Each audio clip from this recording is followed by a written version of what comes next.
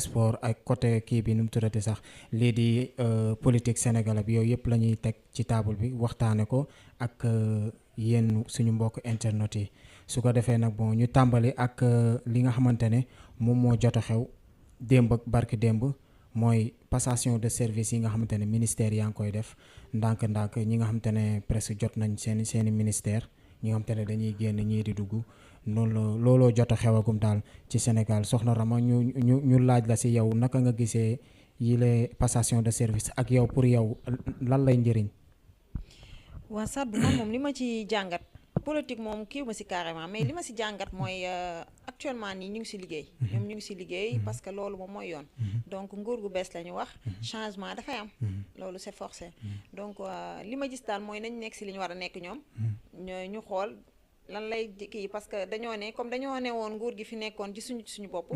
yàlla def na nguur gu bees tàkk ñëw na dañuy ñaan yàlla gis ci suñu bopp rek loolu moo si important waaw loolu tamit am na solo trop parce que soo xoolee ba ci biir mooy passation de service lan la mooy joxante ay lenge mooy li waa ji liggéeyoon ay at léegi kooku day dem jox ko rakkam ki nga xam te ne moom moo ko min te balaa ñoo dem dinañ toog waxtaan wax ko lii moo fi nekkoon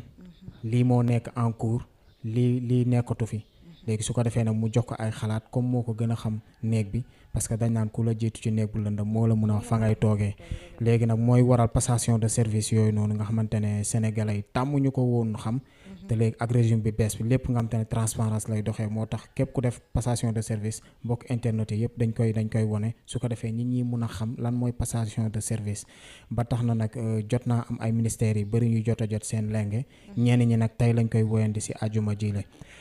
soxna Rama buñ jógee si loolu nag dañuy tàbb ci li nga xamante ne mooy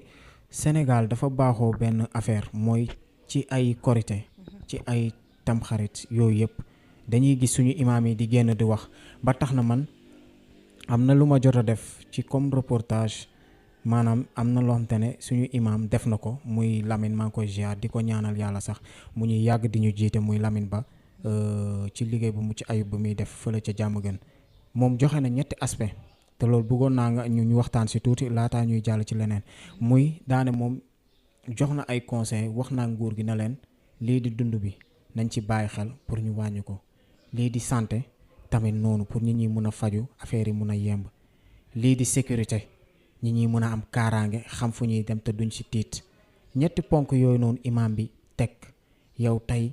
en tant que citoyen sénégalais wala chroniqueuse tey lan ngañ si mun a jox comme li mu wax foofu. waaw man moom Sadou du ma tàyyi di ci wax parce que Sénégal actuellement dafa nekk réew moo xamante ne dafa jaxasoo. dafa tasaaru ku ne di wër sa damit te xamoo foo koy jëlee. parce que bu fekkee ci wàllum dund gi dafa metti parce que parents yi nga xam ñoom ñooy dund yi ñi nga xam ñoom ñooy dépense dañoo sonn. donc nañ ci foofu moom c'est très important pour ñu taxaw si. wàllum dund gi. dund bi moom loolu mooy priorité pour man numéro 1 ci li nga xamante ne ci lañ war a jël ay mesures. parce que dafa metti c'est très dur voilà. d'accord waaw comme ni nga ko waxee rek dund bi dafa metti léegi soo dundee maanaam soo jëndee li nga war a jënd wala nga dundal sa njaboot tey ñu dem ba feebar yow nga war leen faj loolu loo ci. mais Sénégal moom faju fi moo gën a metti Sénégal. ñu bëri ñoo xamante ne ñu ngi ci hôpital yi dee nañu. médecins yi ñoom ñoo tax ñu dee parce que faju bi moom moo gën a metti yow da ngay feebar dem taxaw nekk cas d'urgence ñu war la jël duñ la jël parce que dañu naan non amul xaalis wala fa ana kii fay ana kii jël en charge loolu lañu fi war a jëlee parce que dafa métti nit dina ñëw ànd ak méttitam c'est parce que ne amul ñu bàyyi ko ci bunt bi wala ñu teg ko foofu muy souffrir di souffrir ba dee ñoom après ñu ne wala décédé na wala yooyu daal dañ ko fi war a jëlee. mais est-ce que c'est normal nit am urgence yóbbu ko hôpital pour ñu faj ko jëluñu ko en charge. mais loolu Sénégal rek la xam nga bu fekkee dañoo ne clinique c'est privé non. mais hôpital yi nga xamante ne hôpital d'état la normalement nit ki su feebaree ak lu fekkee ne yoru 100 francs ci poosam dañ ko war a ñëw faj ko ba pare. ñu door a lijjanti ndax yor na wala yorut loolu moom mooy yoon. mais hôpital yoo xamante ne état bee koy fay ñoom tant que yoroo duñ lay faj loolu du yoon. Sénégal moom faju fi dafa metti metti na trop. waaw tey boo demoon beneen dëkk tey ji bu fekkee yow da nga feebar lijjantiwuñu yow yaay kan foo bokk ak fan nga jóge dinañ la faj dalal la neexal la ba pare ñuy soog a laaj kii kan la. d'accord donc loolu moom dañ fi tardé trop. d'accord loolu moom c'est très important pour ñun ñi souligner ko su ko defee suñu mbokk yi nga xam te ne ñoom ñoo nekk ci hôpital yi ñu siy bàyyi xel xam ne ñun ak ñoom ñoo far ñun ñoo leen di may xaalis ñoom ñoo ñuy faj gannaaw ba dañuy wax ne sax mënuñu leen fay ndax li ñuy def la dañuy bàyyi seen njaboot nekk ci hôpital di fajaat. li ñuy def li ñuy yàq moo ëpp li ñuy defar nit day jigéen day toll en état war a kii terme sax war a dem accoucher ji